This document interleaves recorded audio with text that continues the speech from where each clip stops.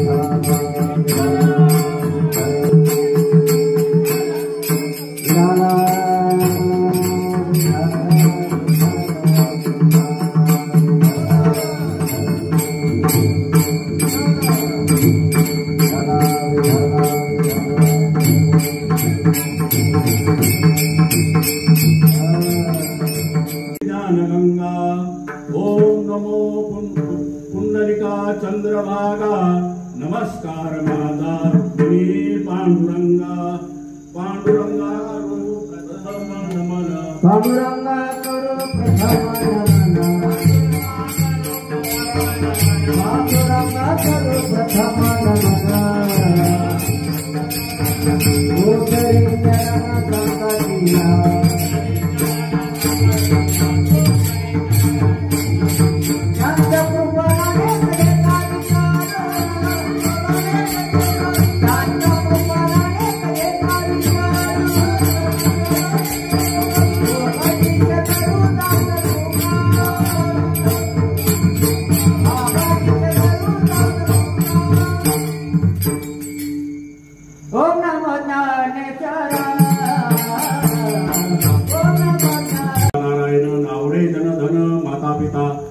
तुका मने सत्य कर्मा भावे साह्य तुका मने सत्य कर्मा भावे साह्य घातली अभय नरका जाणे विषय तो त्यांचा झाला नारायण नावडे जनधन माता पिता प्रस्तुत अभंग जगद्गुरु जगद्वंदनीय संत श्रेष्ठ तुकाराम महाराज यांचा 4 चरणाचा संत प्रकरणातला आणि सर्वांच्या आवडीचा सर्वांना पाठांतरात असणारा अभंग आज या गणपती बाप्पाच्या निमित्ताने आणि आज एकादश असल्या कारणाने हा अभंग आज या संयुक्तरित्या हा अभंग निवडलेला आहे।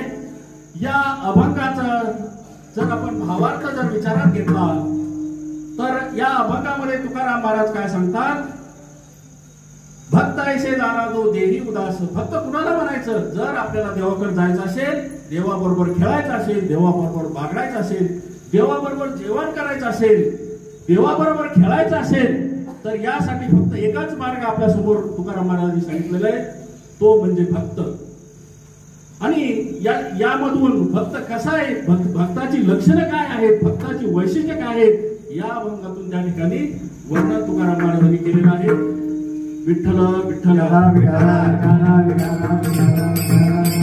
हरिभक्त परायण या संस्थेचे संस्थापक बालाजी महाराज यांनी या गणेशाची स्थापना त्या ठिकाणी केलेली आहे। आणि दुसरा महत्वाचा एकादश त्या ठिकाणी असल्या कारणाने या नैमित्तिक कारणामुळे हा मी अभंग त्या ठिकाणी निवडलेला आहे। आणि बालाजी महाराजांचा नेहमी मला त्या ठिकाणी आपल्याला आशीर्वाद आहे आणि नेहमी मार्गदर्शन त्यांचं नेहमी आपल्याला त्या ठिकाणी करत असतात। त्यांनी सांगितलं, सर परवाच फोन आलता, एकादशी निमित्ताने आपल्या गणेशाच्या स्थापनेनिमित्त तुम्ही या ठिकाणी येता का? त्या ठिकाणी मी त्यांना होकार दिला आणि सेवा त्या ठिकाणी करताल का? तर येतो म्हणून सांगितलं। आणि आज त्यांच्यामुळेच या ठिकाणी मला हा आजचा जो त्या ठिकाणी अभंग त्या ठिकाणी निवडण्याचा आणि हा मोठा त्या ठिकाणी मान त्या ठिकाणी देण्यात आलेला आहे। विठ्ठल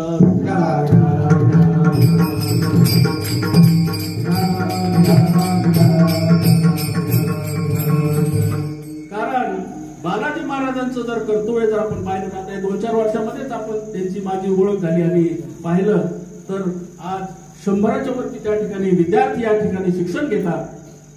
त्यांना अनेक प्रकारचं त्या ठिकाणी शिक्षण, भजन असेल, कीर्तन असेल, त्या ठिकाणी पखवाद असेल, त्या ठिकाणी अनेक प्रकारचे त्या ठिकाणी ग्रंथ शिकवण्याचं कार्य त्या ठिकाणी केलं जातं।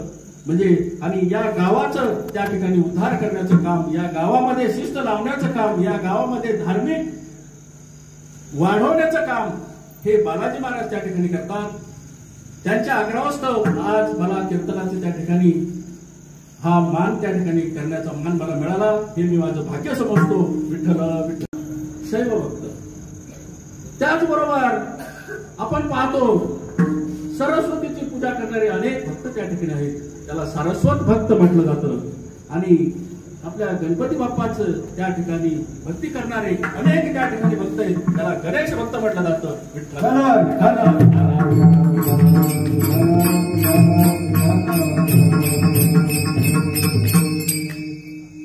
तर त्या ठिकाणी या गणपतीची सेवा करणारे अनेक प्रकारचे भक्त येतात. आणि या गणेशाला त्या ठिकाणी आपण सर्वश्रेष्ठ का म्हटलेलं आहे. गणेशापासून आपण काय घेतलं पाहिजे, काय शिकलं पाहिजे याचा विचार आपण त्या ठिकाणी केला पाहिजे. गणेश हे आपले शिव पार्वतीचे त्या ठिकाणी चिरंजीव येतात. आणि या आपल्या पुतण्यापासून पार्वतीने किंवा आपल्या मळापासून गणपती तयार केला आणि त्याच गणपतीला शास्त्रीय पद्धतीने त्या ठिकाणी मातेने एक परीक्षा त्या ठिकाणी घेतलेली आपल्याला याच्यामध्ये अनेक आपल्या भक्ती ग्रंथामध्ये आपल्याला त्या ठिकाणी पाहायला मिळतंय. आईने एकच त्या ठिकाणी गणेशाला सांगितलं, मी स्नान करायला चाललेले आहे, मी परत येईपर्यंत घरात. असं सांगितल्यानंतर गणेशजीने त्या ठिकाणी ऐकलं.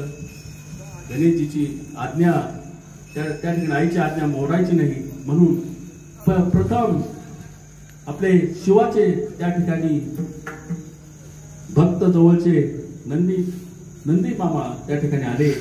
त्यांनी प्रयत्न केला राजवाड्यामध्ये घरामध्ये शिरण्याचा. मला जाऊ द्या, मी शिवाचा भक्त आहे असं आहे. तसं अजिबात नाही. ऐकलं नाही. 2-3 वेळेस विनंती केली.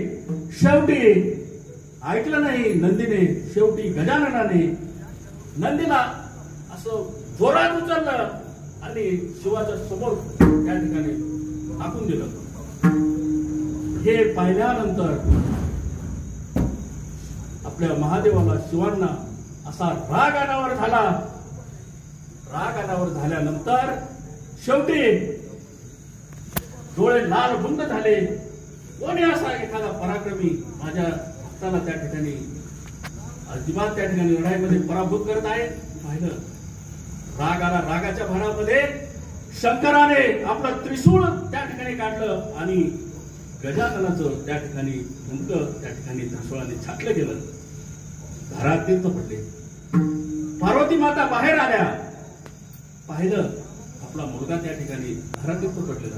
कोणत्याही आईला आपला मुलगा त्या ठिकाणी धारातीर्थ पडलेला काही त्याच्यावर एखादा प्रसंग आल्यानंतर कोणतीच माता त्या ठिकाणी तिचा देह आवरत नाही. मोठमोठ्याने आक्रोश करून राहिली. अनेक प्रकारचे तिला समजून घालण्याचे प्रयत्न महादेवाने त्या ठिकाणी शंकराने केला. विठ्ठल विठ्ठल.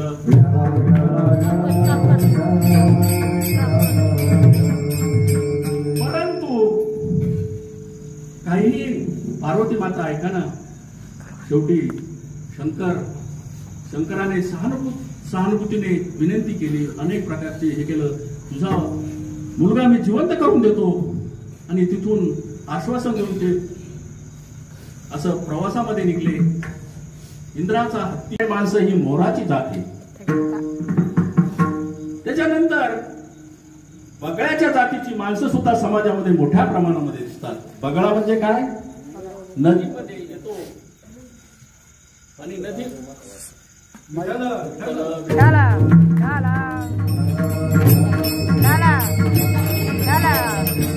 नदीच्या किनारे आल्यानंतर माशांना वाटतं हे साधू आहे. सगळे मासे जवळ येतात आणि बगळा काय करतो त्या ठिकाणी? सगळे माशांचं सेवन करतो. अशी सुद्धा माणसं समाजामध्ये आपल्याला मोठ्या प्रमाणामध्ये दिसतात. सगळ्यांना काहीतरी प्रयत्नाने जवळ करण्याचा प्रयत्न करतात आणि त्यांच्यामध्ये अनेक प्रकारचे त्या भांडणं किंवा अनेक प्रकारचे विदुष्ट निर्माण करण्यासाठी त्यांच्यामध्ये अपव्यय त्या ठिकाणी निर्माण करतात, अशी सुद्धा आपल्याला ही बघायच्या जातीसारखी माणसं त्या ठिकाणी दिसतात. विठ्ठल विठ्ठल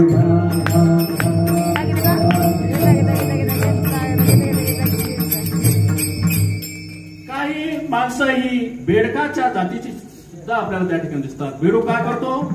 फक्त डराव करतो, नुसता आवाज करतो. अशी समाजामध्ये सुद्धा माणसं मोठ्या प्रमाणामध्ये, मोठमोठी माणसं मोठमोठ्याने ओरडतात, भाषण करतात, हे करू ते करू, आणि काही करत नाही. अशी सुद्धा बेडकाच्या जातीची माणसं समाजामध्ये वावरताना आपल्याला आढळतात. विठ्ठल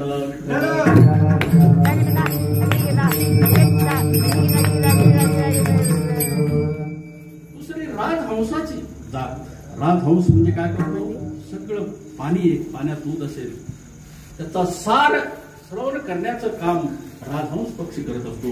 अशी सुद्धा माणसं समाजामध्ये पोटावर मोडणे एवढी की समाजामध्ये चांगलं आहे ते चांगलं कसं घेता येईल आणि वाईट कसं सोडून देता येईल अशी माणसं आहेत. परंतु ती माणसं बोटावर बोलणे एवढी त्या ठिकाणी आपल्याला दिसतात. अशी जात म्हणजे त्या ठिकाणी राजहंसासारखी सार आणि विसार ज्याला कळतो त्याला त्या ठिकाणी राजहंस त्या ठिकाणी म्हटलं जातं.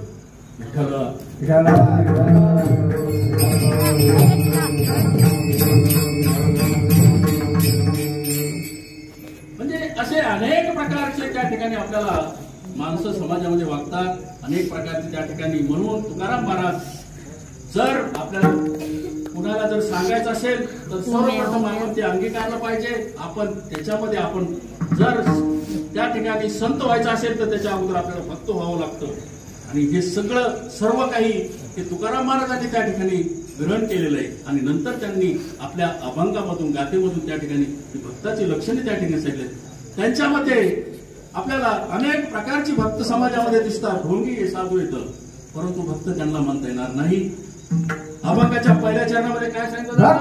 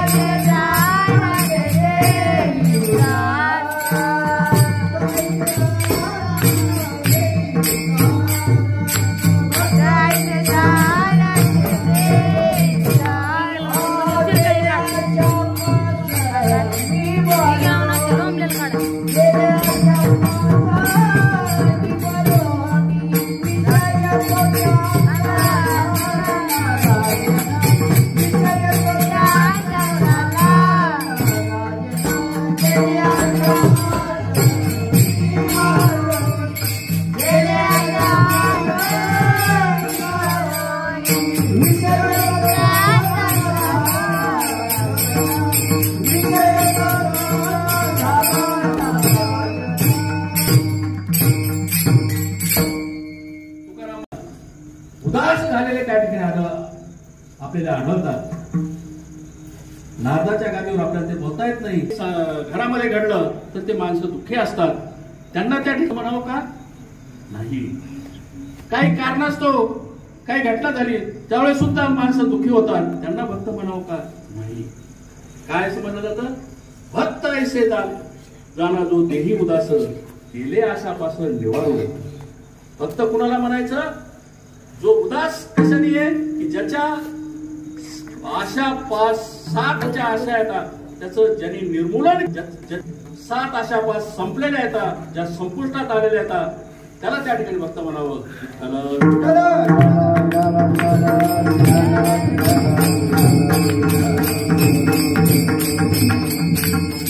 ह्या 7 प्रकारच्या आशा ज्यांनी पार केलेल्या येतात, ज्यांनी संपुष्टात आणलेल्या येतात अशाला भक्त म्हटलं जातं. कोणत्या आहेत आशा?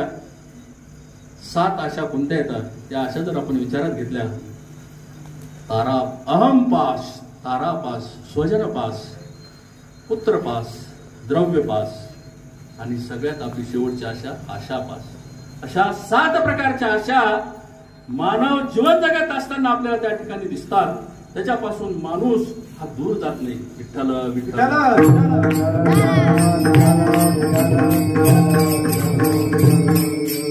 अहम पास. पहिली आशा जर आपण पाहिली, अहम म्हणजे काय?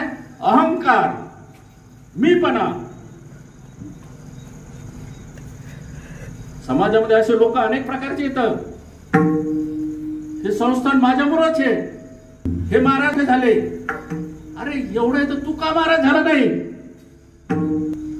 म्हणजे अहमपणा ज्याच्यामध्ये आहे असं सुद्धा त्याला भक्त म्हणता येणार नाही. विठ्ठल विठ्ठल.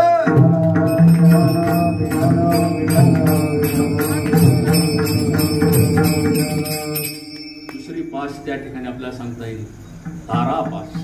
तारा म्हणजे काय? तुम्ही पत्नी. कुणाला बायको आवडत नाही त्या ठिकाणी. सर्व समाजामध्ये कुणी तारा पास केलेला आहे? हाय का एखादा व्यक्ती समाजामध्ये दिसतो का? तुकाराम महाराज एका ठिकाणी कीर्तन करत असताना, कीर्तन चालू होतं, रंगात आलेलं होतं, आणि अशा वेळेस निरोप आला तुकाराम महाराजांना, महाराज काय झालं? आपली पत्नी वारली. हे ऐकून ते म्हणले, असे किती जन्मणार आहेत आणि किती मरणार आहेत. उपजयते नासे नासले ते पुनरपी दिसे ऐसे घटिका यंत्र जसे परिभ्रमेगा. ज्ञानेश्वरीची ओवी आहे की असे जन्माला येणारे किती बी असतात आणि मरणारे सुद्धा किती बी असतात. विठ्ठल विठ्ठल.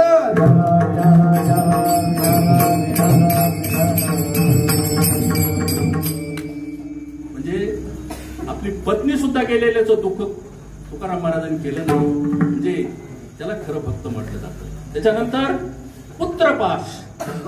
कुणाला आपला मुलगा आवडत नाही, कुणाला मुलाबद्दल काही जर त्या ठिकाणी दुःख झालं, मुलाचं काही झालं, कुणाला दुःख होणार नाही. असंच संत श्रेष्ठ त्या ठिकाणी संत गाडगे बाबा स्वच्छतेचे प्रणेते, त्या ठिकाणी त्यांना महाराष्ट्र शासनाने त्या ठिकाणी डिक्लेअर केलेलं आहे. स्वच्छता करून त्या ठिकाणी संध्याकाळी जनजागृतीचं कार्य आपल्या कीर्तनाच्या माध्यमातून गाडगे बाबांची दिनचर्या त्या ठिकाणी चालू होती. अशी दिनचर्या एका गावामध्ये गाडगे बाबांचं कीर्तन त्या ठिकाणी चालू होतं, आणि त्याच वेळेस कीर्तन त्या ठिकाणी भर रंगात आलं, आणि रंगात आल्यानंतर एका त्या ठिकाणी श्रोत्याने सांगितलं, बाबा पुढे कीर्तन थांबवा. काय झालं? आपला एकुलता एक मुलाचं त्या ठिकाणी निधन झालेलं आहे. बाबाने ऐकलं, अरे झालं असं, असे मरण जन्मत येत मरत येत, आणि अनेक लोक मुलं आपल्याला त्या ठिकाणी निधन झालेलं आपण किती का पाहतो, परंतु एक गेला म्हणून काय झालं? म्हणजे गाडगे बाबांनी पुत्राची सुद्धा त्या ठिकाणी पाशाचं निवारण केलेलं आहे. विठ्ठल विठ्ठल.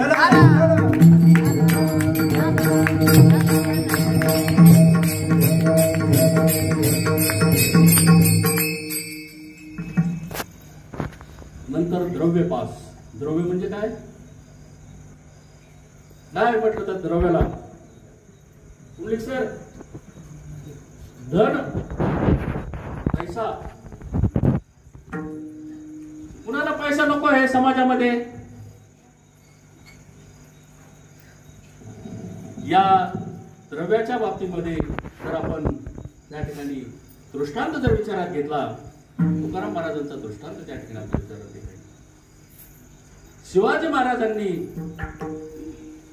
शिवाजी महाराजांचे जवळचे सेनापती फतेह खान यांच्याबरोबर नजराना पाठवून त्या ठिकाणी नारळामध्ये नारळ पॅक करून त्याच्यामध्ये मोठ्या प्रमाणे हिरे, ओरिजिनल हिरे त्या ठिकाणी पाठवले होते, आणि ते घेऊन कुठे आले?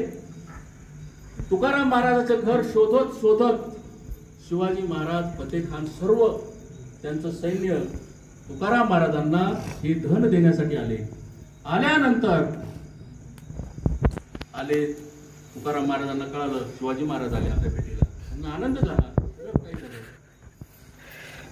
आणि त्यांनी तुकाराम महाराजांना फतेह खानच्या हस्ते ते नारळ ते धन देण्याचा प्रयत्न केला. अंतर्यामी नारळ येऊन मी स्वीकारत नाही.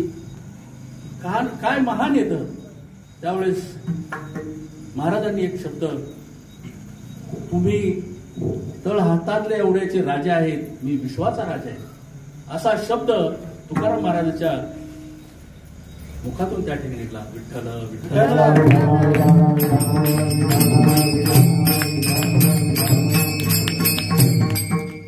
तुकाराम महाराजांनी सगळं सर्व परत करण्याचा प्रयत्न केला, परंतु राजे ऐका ना, राजे म्हटले, फतेह खान म्हटले, एवढं नारळ तरी स्वीकारा. ते म्हटले मी एकटा नाही, हे सगळे येतं द्रव्य पास करणारे भक्त जर आपण पाहिले, माणी कपाशाना खडे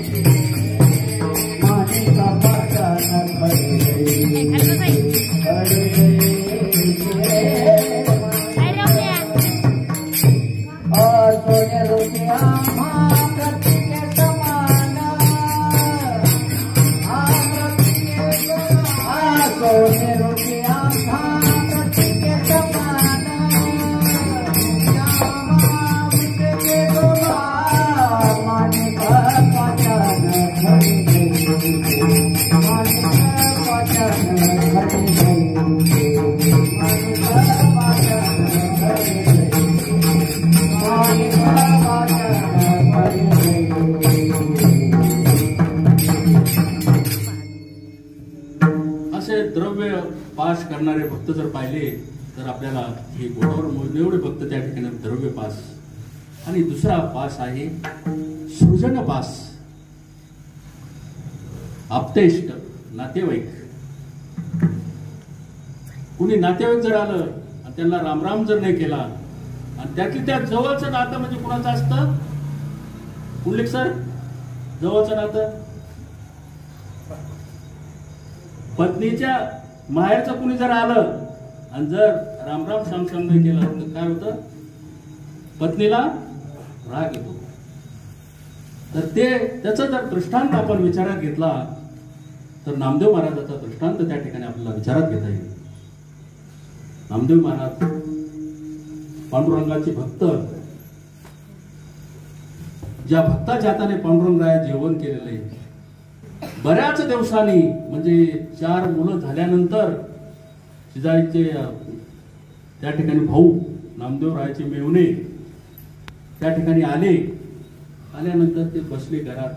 नामदेवराया त्या ठिकाणी बाहेरून पंढरपुरातून आले आणि आल्यानंतर घरामध्ये आल्यानंतर त्यांनी कोणत्याही प्रकारचं आपल्या मेवण्याला रामराम नाही केला, श्यामश्याम केला नाही, नमस्कार केला नाही. शेवटी नामदेवांच्या पत्नीला राग आला. नामदेवराया, तुम्ही विनेवाल्याला टाळकऱ्याला रामराम करता, जय हरी करता, आणि माझे एवढे बऱ्याच वर्षांनी माझे भाऊ आले, तुम्ही रामराम करत नाही, श्यामश्याम करत नाहीत, नमस्कार करत नाही. तर त्या पत्नीचं ऐकल्यानंतर नामदेवरायाच्या मुखातून एक शब्द निघला, काय? माझं काहीच राहिले नाही, मी सगळे एकच देवाचंच नाव त्या ठिकाणी आपल्याला राहतं. म्हणजे काय? माझ्या अंतःकरणात फक्त नारायणच राहिलेला आहे. विषय तो त्यांचा झाला नारायण. मला माझं नातेवाईक असो, कुणी जवळचा असो लांबचा असो, मला काहीच आवडता येत नाही. म्हणजे याला काय सृजनपास त्या ठिकाणी कुणी केलेलं आहे. तर त्या ठिकाणी नामदेवरायाने त्या ठिकाणी सृजनपास झाले. नातेवाईकाचं आप्तेष्टांचं त्या ठिकाणी त्यांना कोणत्याही प्रकारची जवळीकता त्या ठिकाणी राहिलेली नाही. त्याचं कारण त्यांच्यामध्ये फक्त एकच राहिलेले नारायण. आणि शेवटची कोणती आहे? आशा पास. आशा प्रत्येक माणसाला आपण समाजामध्ये पाहतो, शिकलेला मुलगा असेल त्याला सुरुवातीला सायकल घ्यावं वाटते, सायकल संपली मोटरसायकल घ्यावं वाटते, मोटरसायकल संपली त्या ठिकाणी 4 व्हीलर घ्यावं लागते. 4 व्हीलर संपल्यावर त्याला हेलिकॉप्टर घ्यावं लागतं वाटतं, आणि त्याच्यानंतर शेवटी त्याला विमान घ्यावं वाटतं. म्हणजे त्याची आशा ही संपतच नाही. विठ्ठल विठ्ठल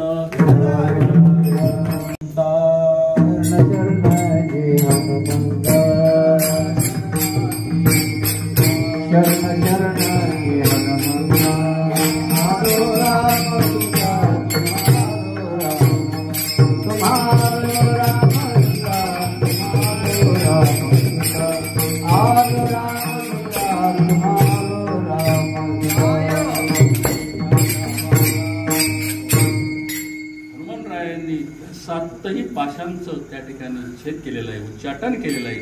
आणि अहोरात्र फक्त काय राम जय राम श्रीराम जय राम श्रीराम जय राम जय राम श्रीराम जय राम श्रीराम जय राम श्रीराम जय राम एवढंच रात्रंदिवस.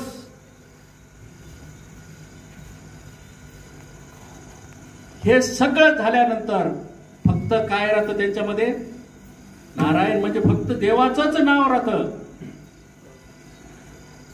आणि एकदा जर अंतःकरणामध्ये देवाचं नामस्मरण जर आलं तर पुढच्या दुसऱ्या चरणामध्ये काय सांगितलं जातं? विषय त्याचा झाला नारायण, विषय त्याचा झाला नारायण.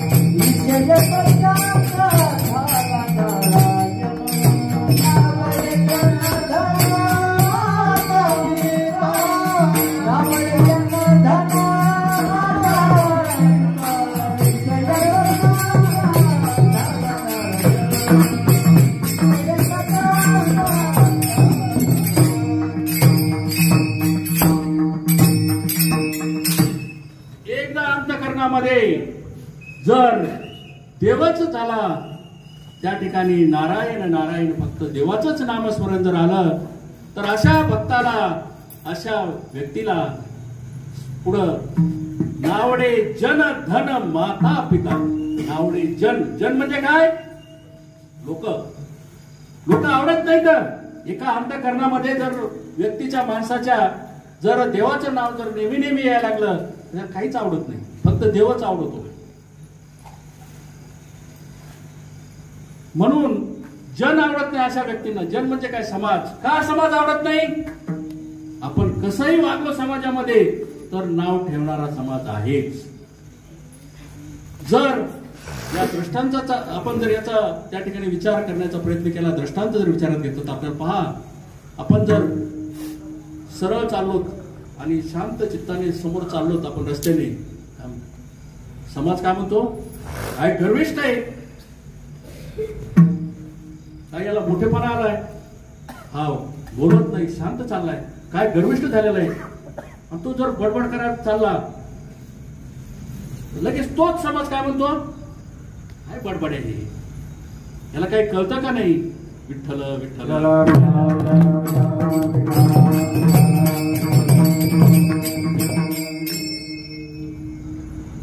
जर एखादा व्यक्ती समोरून एखाद्या नातेवाईकाच्या घरापासून चालला, तो घरी जर गेला नाही, त्याला काय म्हणतात? ते गोष्ट झालेलं आहे. काय आपलेपणाची भावना याच्यामध्ये. आणि त्याच व्यक्तीकडे जर घरोघरी हा व्यक्ती जर घरी गेला तर यांनी घरच मोडले सगळे, दररोज येऊन पाहुणा, याला काय म्हणजे अशी सुद्धा आपल्याला माणसं त्या ठिकाणी दिसतात. त्याला म्हणजे कसंही चाललं आणि इकडे तिकडे बघायला लागला की हे काय बघतो इकडे तिकडे, तुला हेच बघता येत नाही का? आणि जर असं माग प्रभागाला काय बघू राहिला तू, काय तुला आवडतं इकडं तिकडं, काय तुला त्या ठिकाणी श्रवण करायचे, काय घेऊन जायचं तुला, म्हणजे कसंही समाजामध्ये वागलं तरी समाज हा नाव ठेवणारा असतोच. म्हणजे एकदा भक्ताच्या अंतःकरणामध्ये नारायण जर झाला तर त्याला जन आवडत नाही, समाज आवडत नाही, अजिबात आवडत नाही. कारण समाज कसंही वागलं तरी नेहमी त्याचं नाव ठेवणाराच असतो, विठ्ठल विठ्ठल.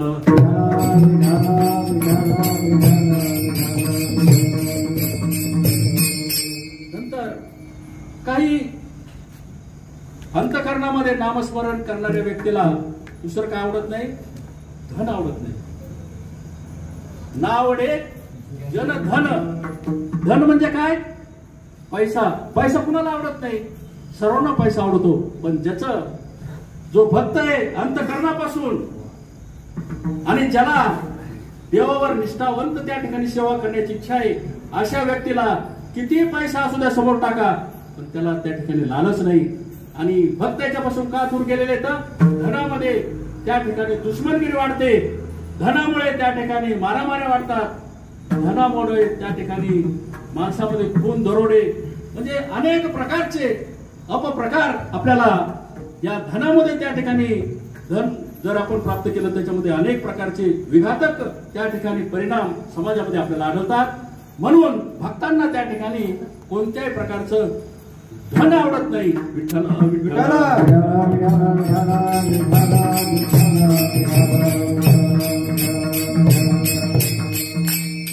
नावडे जन धन. नंतर अशा भक्ताने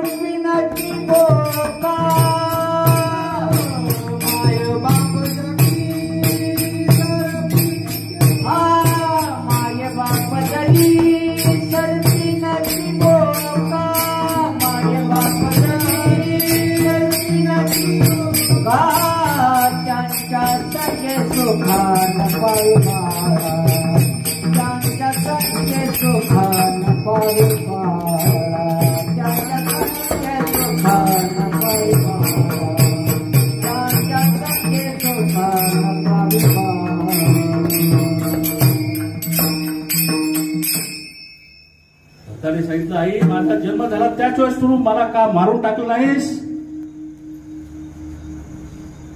मला कसं तू आजपासून माझी आई नाहीस, तू राक्षसी आहेस असं बोलतो. म्हणजे कोणती माता आवडत नाही तर देवामध्ये आणि भक्तामध्ये दरी निर्माण करणारी माता ही त्या ठिकाणी देवाला आवडत नाही, संताला आवडत नाही. विठ्ठल विठ्ठल.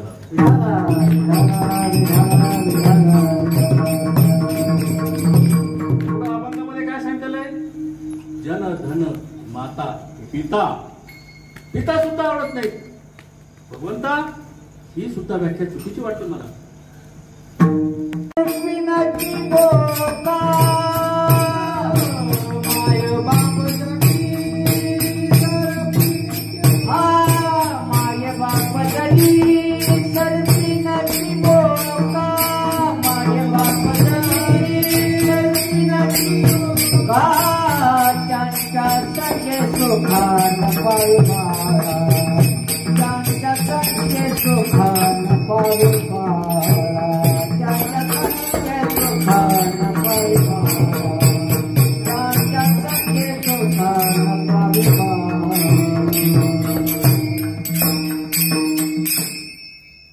भक्ताने सांगितलं, आई माझा जन्म झाला त्याच वेळेस तू मला का मारून टाकलं नाहीस, मला कसं तू आजपासून माझी आई नाहीस, तू राक्षसी आहेस असं बोलतो. म्हणजे कोणती माता आवडत नाही तर देवामध्ये आणि भक्तामध्ये दरी निर्माण करणारी माता ही त्या ठिकाणी देवाला आवडत नाही, संताला आवडत नाही. विठ्ठल विठ्ठल.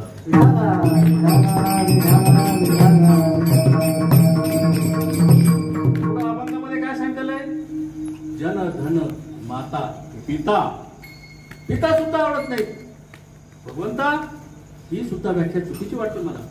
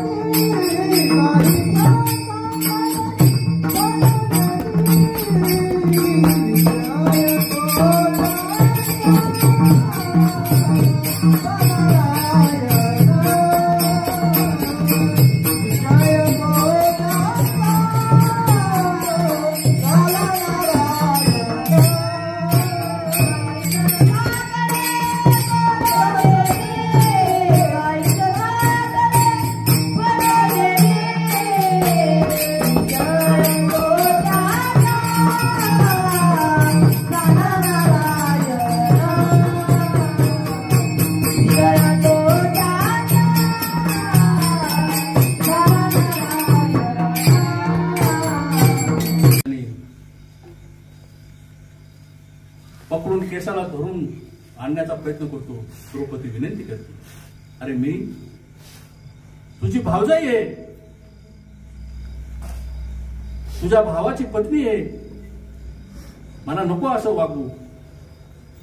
तिथं दुशासन सांगतो, तू दासी आहेस, कारण तुझे पती सर्व हरले येतं, दासीचा धर्म आहे, तसं सांगन राजा तसं वागलं पाहिजे. विस्काटून त्या ठिकाणी केस धरून मोठ्याने ते आक्रोश करून विनंती करून तिने त्या ठिकाणी प्रतिकार केला. पण शेवटी अबला पुरुषापुढे चालना. शेवटी अनेक त्या ठिकाणी पुढे आणण्याचा प्रयत्न केला जातो, प्रयत्न हे केलं जातं, पण ऐकत नाही. शेवटी भर मंडपात त्या ठिकाणी केसाला धरून आणलं जातं. विठ्ठल विठ्ठल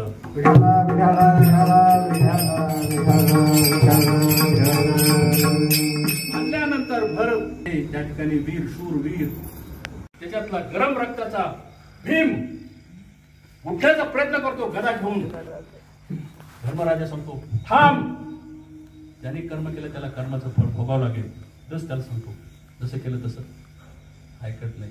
काय गरम रक्त आहे, पण थंड व्हावं लागतं. शेवटी एकाच विनंती केली, कृष्णाकडे विनंती केली, हे मथुरेच्या राजा तुम्ही माझं रक्षण करा. कोठे गुंतलाची गरजेच्या राया, कोठे गुंतलाची गरजेच्या राया, वेळ तसकया लागे, ओ वेळ तसकया लागे. कोठे गुंतलाची गरजेच्या राया, कोठे गुंतलाची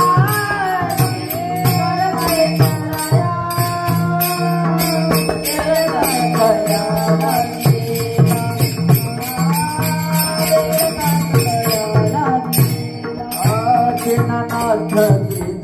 संभाळिया बोले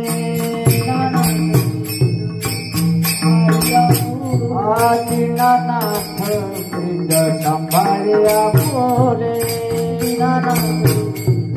संभाळिया आदिनाथ वृंद संभाळिया बोले, दीनानाथ संभाळिया बोले. नको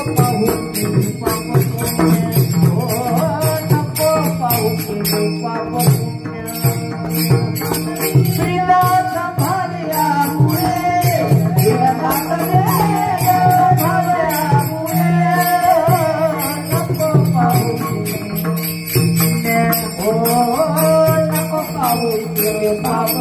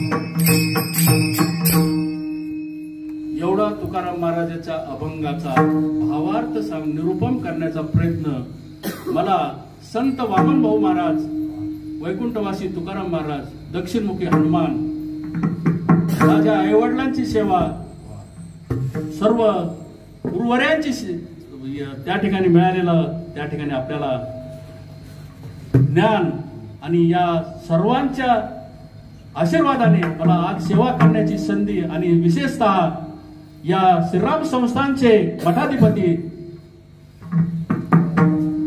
बालाजी महाराज शास्त्री यांच्या कृपेने, सर्वांच्या आशीर्वादाने मला आजची संधी या अभंगाचं निरूपण करण्याची मिळाली, ही मी माझं भाग्य समजतो. आणि आपला थोडा 2 मिनिटाचा वेळ घेतो की आपल्या गावामध्ये या संस्थांमध्ये शिकण्यासाठी आपले आजूबाजूचे नातेवाईक असतील किंवा आपले मित्र असतील, त्यांची जी मुलं आहेत, लहान मुलं, या संस्थांमध्ये तुम्ही प्रवेश घ्या. प्रवेश घेतल्यानंतर आपल्याला फक्त शिक्षणच मिळणार नाही, तर धार्मिक ग्रंथांचं पठन, अनेक प्रकारचं त्या ठिकाणी संस्कृत असेल, त्या ठिकाणी भगवद्गीता असेल, ज्ञानेश्वरी असेल, तुकाराम गाथा आहे, नामदेव गाथा आहे, अनेक ग्रंथांचं त्या ठिकाणी पठन होईल. आणि याच्यातून आपल्याला एकच मिळेल, जरी कीर्तनकार नाही झाला परंतु एक संस्कृत त्या ठिकाणी वारकरी निर्माण करण्याचं सामर्थ्य या संस्थांमध्ये आहे. म्हणून मी सर्व श्रोत्यांना त्या ठिकाणी विनंती करतो की आपण लहान बालकांचा प्रवेश या संस्थांमध्ये घेण्यासाठी आपण तयार राहावं, विनंती करतो सर्वांना. आणि ही झालेली सेवा संत वामन भाऊ, दक्षिणमुखी हनुमान, भगवान बाबा, तुकाराम महाराज, बालाजी महाराज सर्वांच्या चरणी अर्पण करतो आणि थांबतो. ज्ञानेश्वर नामनी सर्वांनी सुंदर अतिशय दुराची, कंठी झळके माळ मुक्ताभराची. जय देव जय देव जय मंगलमूर्ती होती मंगलमूर्ती. दर्शनाचे मन स्वामी माझे मन कामना पुरी. जय देव जय रत्नाकरिता महाराज गौरी कुमारा, चंदनाची मोठी कुंकेश्वरा. हिरे गरिता मुला शोभत वरा, पुरे जगी घालया. जय देव जय देव जय मंगलमूर्ती होती मंगलमूर्ती. दर्शनाचे मन स्वामी माझे मन कामना पुरी. लंबोदर पीतांबर मंगल वंदना, सरळ गुणवंत श्रीनयना. राजा माता वत्साली संकटी पावन निर्वाणी लक्षण गुरुवर्मना. जय देव जय देव जय मंगलमूर्ती होती मंगलमूर्ती. दर्शन मात्रे मान स्वामी मात्रे मान कामना पुरी. जय देव लौकिक प्राण ब्रह्मांडी माळा, विषय कंठ माळा, विनेत्री माळा, भावनी सुंदर मुक्तांगी माळा. देवज्ञान निर्गुण प्रवाहे गुरुळा. जय देव जय देव